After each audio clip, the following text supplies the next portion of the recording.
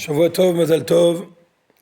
Nous sommes donc encore dans le 27e chapitre du Tanya et on demande à Kadosh Baruch Hu qu'il fasse que le mérite de l'étude du Tanya nous sortira de cet exil avec pitié et miséricorde.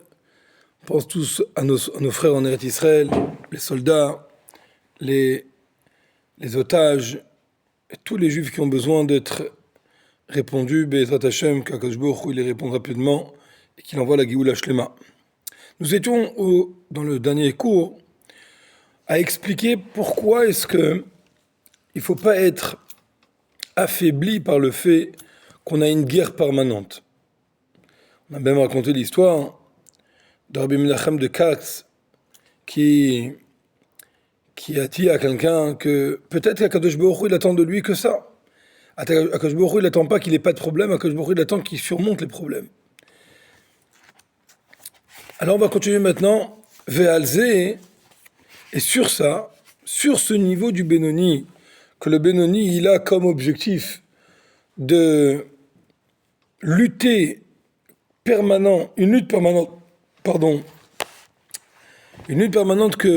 qui doit toujours faire une bagarre avec le Yetzer Hara pour arriver à le vaincre, en sachant qu'il ne pourra pas le vaincre complètement. À Yov il a dit à Kadosh Baruch Hu, Barat tzadikim, Barat reshaim. Tu as créé des tzadikim, tu as créé des reshaim. C'est injuste. Il y a des gens qui n'ont pas la même classe sociale. Et sur ça, le Admor HaZaken avait posé comme question dans le premier chapitre, rappelez-vous, il avait dit, mais pourtant, quand la Neshama, elle descend sur terre, on décide si elle va être riche ou pauvre, beau ou moche, etc. Mais on ne décide pas s'il va être un tzaddik ou un rachat. Comment Yov il a pu dire à Dieu, tu as créé des tzaddikim, tu as créé des reshaim. Alors sur le côté de tzaddikim, on a déjà expliqué dans le 14e chapitre, on avait déjà expliqué là-bas que par Atat tzaddikim, tu as créé des gens qui sont spéciales, qui ont quelque chose que tout le monde n'a pas. Ils sont pas comme le commun. Et eux, ils ont été créés avec la possibilité d'atteindre le niveau de tzaddikim. Ils ont la capacité de pouvoir éradiquer complètement le mal qui est à l'intérieur d'eux et le transformer en bien. Mais ça n'appartient que à certaines personnes. Et maintenant, on va passer sur la deuxième phrase. Barat reshaim. Tu as créé des reshaim. Ça veut dire quoi? Est-ce que Dieu aurait créé des gens qui sont tout faits reshaim? Mais si Hachem il a créé des reshaim, en ces cas-là, ça voudrait dire qu'on ne peut pas lui en vouloir. On ne peut pas le punir qu'il est un rachat. Hachem il a créé rachat. Qu'est-ce que tu veux? C'est comme si Hachem il créait un animal et il dit pourquoi t'as pas été humain? Ça, c'est pas possible. C'est juste impossible parce qu'en vérité il m'a créé comme ça. Donc c'est sûr et certain qu'il faut comprendre différemment le Barata Reshaim. Et donc dans les mots maintenant. Amar Yov il a dit à Kadosh Baruch Hu, Barata Reshaim, tu as créé des Reshaim, des impies. Que toute leur vie ils doivent se battre, que toute leur vie ils doivent mener un combat contre les Tzara. Velo shu Reshaim behemet. Attention, ne faisons pas l'erreur que quand on dit il a créé des Reshaim, ça veut dire qu'il a créé des Reshaim qui doivent être absolument Reshaim. C'est pas ça. C'est pas qu'ils vont être des Reshaim vraiment chas v'shalom, ceux qu'à Dieu ne plaise de penser comme ça. Et là, simplement, c'est quoi? Qu'est-ce qu'on attend dans le Barata Reshaim? Qu'est-ce qu'on entend? Qu'est-ce qui est caché derrière le Barata Reshaim? Ce sont des gens qui, en vérité, sont ressemblables aux Reshaim. Ça veut dire qu'ils ont à l'intérieur d'eux le mal qui va venir et il va proposer au corps de faire un péché ou d'avoir une mauvaise pensée ou une mauvaise parole ou quelque chose de négatif. Et donc, ils ressemblent aux Reshaim. Shiagi alem kemaaser Reshaim qui va leur arriver comme l'action des Reshaim et non pas être rachat vraiment. Bemar Shavtam, par leur pensée, ou Bihiru Ram Levad, ou bien que ne serait-ce que par la méditation, que simplement par l'envie. l'envie de faire du mal. Ça veut dire qu'il y a quelque chose à l'intérieur de son cœur qui lui dit tiens, viens, on va faire quelque chose de mal, même si après il va le repousser avec les deux mains, comme on a expliqué déjà auparavant, et qui va lutter et qui va réussir à ne pas tomber dans les mains des fautes, il va réussir à se maîtriser. C'est pas pour autant qu'il ne ressemble pas à un rachat, puisque le tzaddik, il a complètement éradiqué le mal. Donc le tzaddik, il a jamais envie de faire du mal. Il a jamais, ça peut même pas arriver qu'il ait pensé une seconde de faire du mal. Or, le Benoni, ça peut lui arriver, parce que le Benoni, il a son Yetzer Hara en pleine effervescence, son Yetzer Hara qui est puissant à l'intérieur de lui, et lui, il doit lutter toute sa vie, il doit faire une bagarre contre le Yetzer Hara. Et ça, c'est Barata Reshaim. Ve'em iyun ilchamim tamid, et donc ils seront en guerre permanente, les assir da'ata mehem, pour détourner leur esprit de ces pensées-là, de ces propositions de mal qu'ils ont, kedé le'akfi alesitra achara, afin de pouvoir courber, incliner le côté négatif. Et ça, c'est leur travail, c'est le but de leur existence, c'est justement faire courber le mal, faire courber le Yetzer Hara.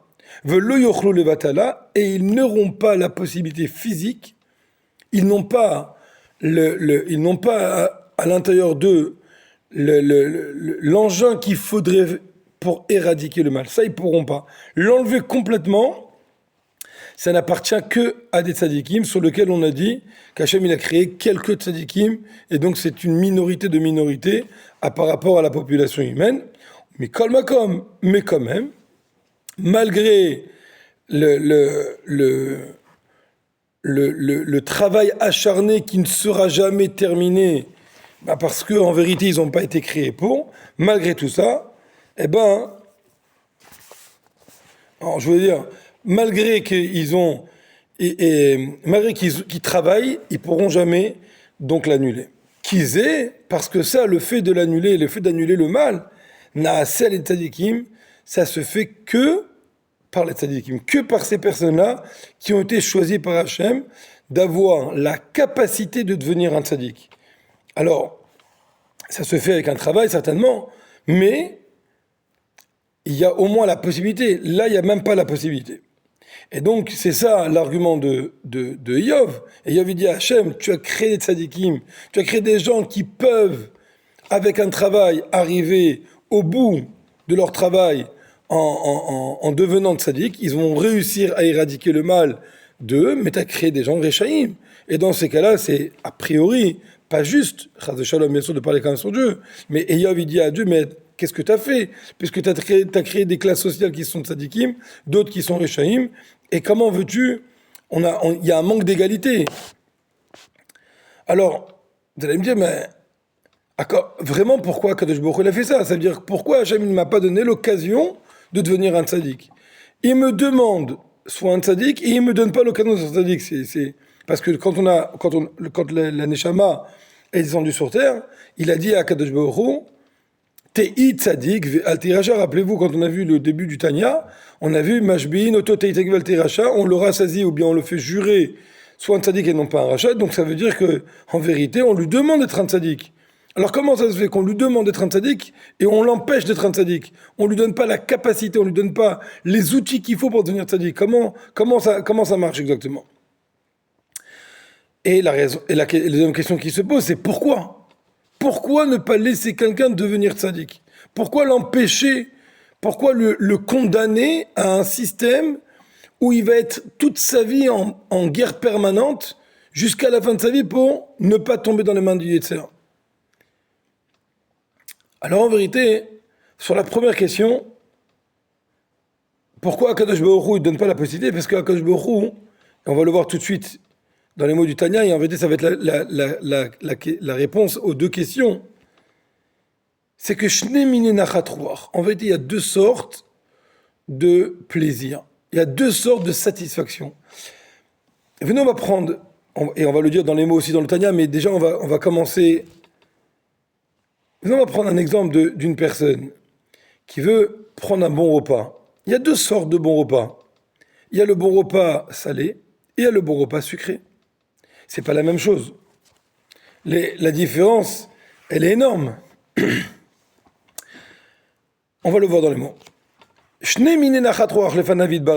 Il y a deux sortes de satisfaction, deux sortes de plaisir qu'Akadosh Baruch Hu il a par le travail des humains en bas.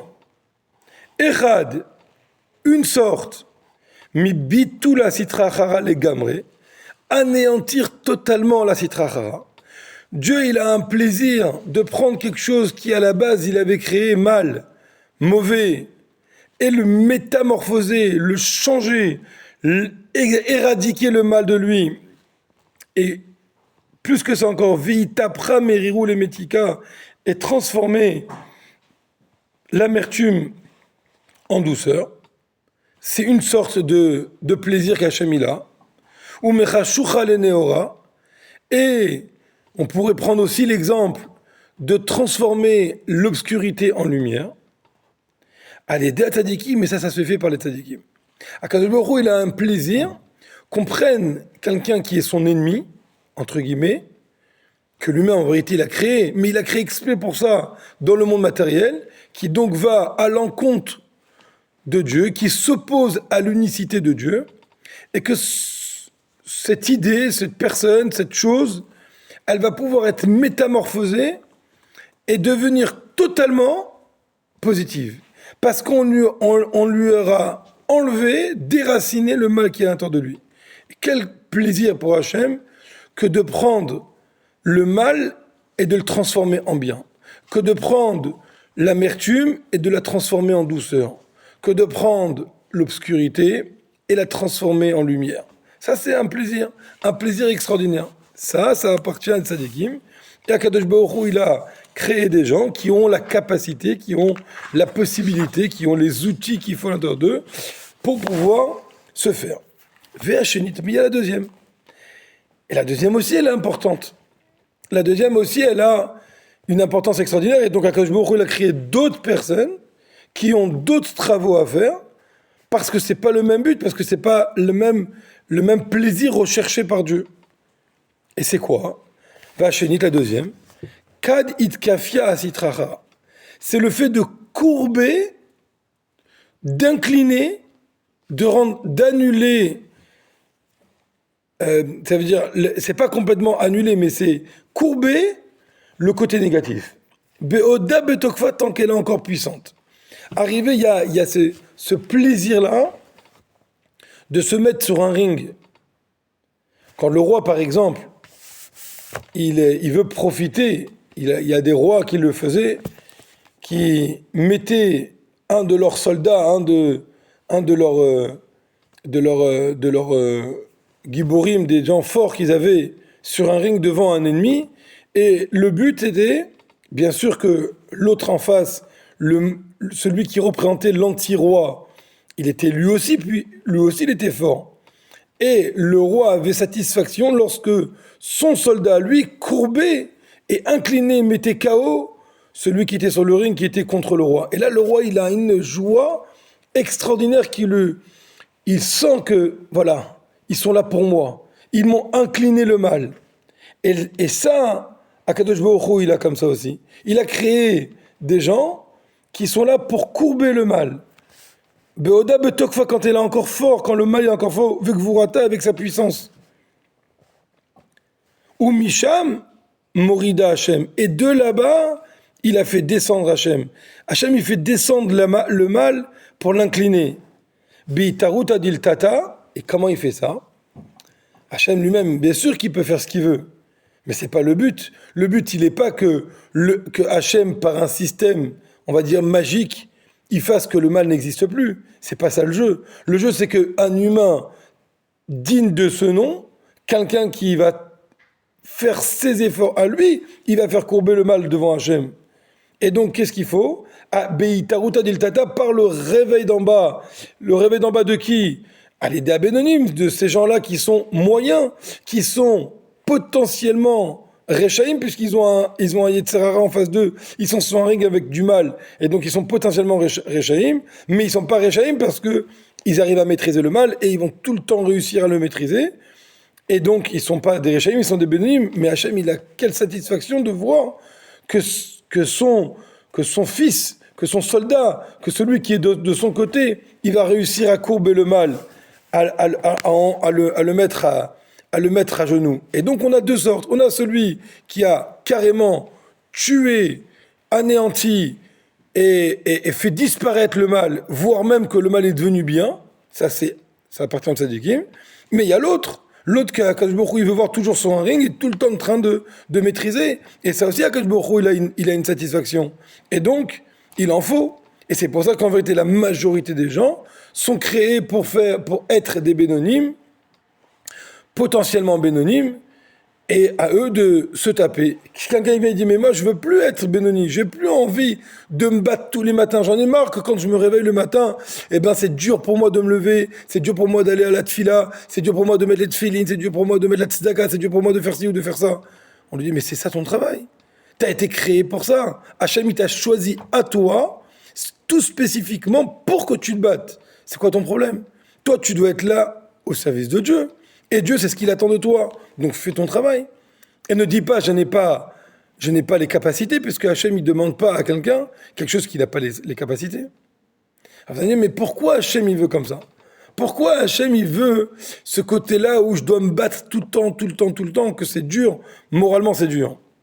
Alors il dit, c'est ça, en vérité, les deux plats, les douceurs ou le salé ou le sucré. C'est ça qu'il a dit le pasouk. Va selim matamim kasharavti. Quand Yitzhak il a dit à Esav, il lui a dit va me faire des mets, des plats tels que je les aime. Pourquoi des plats au pluriel? Alors on aurait pu croire qu'il voulait deux plats. Non, il voulait deux sortes de plats. Il voulait deux sortes complètement différentes. Matamim, des plats au pluriel, le shon rabim en un langage pluriel. Shne mine nachatouar, deux sortes de satisfaction, deux sortes de plaisirs qui sont procurés. Vehu, et ça c'est quoi? Ma'amar Ashrina, c'est ce qu'il a dit, c'est ce qu'elle a dit la Shrina, la sainteté divine.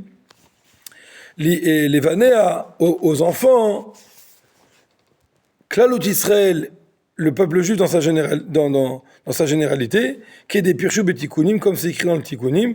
Et donc c'est ça le commentaire de Mine Matamim. Deux sortes de nachatouach, c'est les deux sortes, les plats sucrés et les plats salés, les plats où on a réussi à maîtriser, à chasser le mal et en faire de la douceur, ou bien le plat où le salé, le côté aigre et amer existe, mais il est tellement bien raffiné pour qu'il devienne un kiff, et ça c'est la différence qu'il y a entre les tzadikim et les bénonim. Et Bezat Hashem, la semaine prochaine, on reprendra on verra encore la comparaison avec des plats matériels. Shavuot Tov, Mazal Tov, Yahu Navi Zachor Tov.